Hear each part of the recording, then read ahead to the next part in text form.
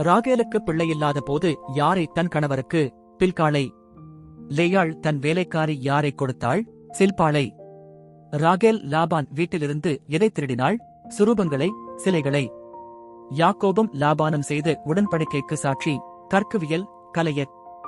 யாக்கோபு தேவனுடைய சேனையை எங்கே சந்தித்தார்? மக்னாயிமில். யாக்கோபு ஏசாவுக்கு அனுப்பியது எவை? காணிக்கைகள், மந்தைகள். யாக்கோபின் தொடைச்சந்து சுருங்கியதால் இஸ்ரவேலர் எதை? தொடை நரம்பை புசிக்க மாட்டார்கள்.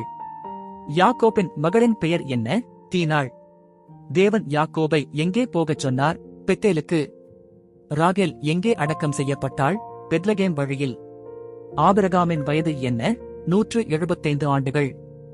யோசேப்பின் சகோதரர்கள் அவரை எங்கே சந்தித்தார்கள்? தோத்தானில். யோசேப்பை கொல்ல வேண்டாம் என்று சொன்னவன் ரூபன்.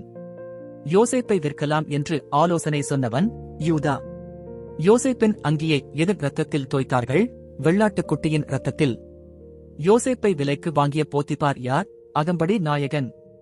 யோசேப்பு சிறையில் யாருக்கு பலன் சொன்னார்? பார்வோனின் ஊழியர்களுக்கு. பானபாத்திரக்காரன் கனவில் எந்தச் செடி வந்தது? திராட்சைச் செடி.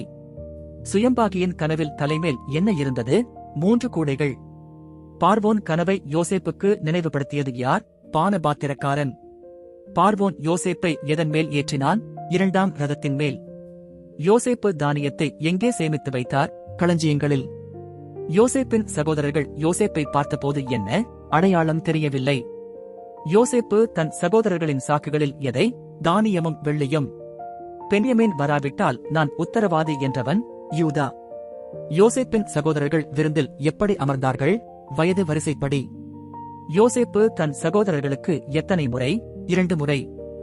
யோசேப்பு தன் தந்தைக்காக எத்தனை கழுதைகளை? 20 கழுதைகள். யோசேப்பு உயிரோடிருக்கிறான் என்றபோது யாக்கோபுக்கு என்ன? இதயம் நின்று போனது. யோசேப்பு அனுப்பிய ரதங்களை பார்த்ததும் யாக்கோபு உயிர் பெற்றார்.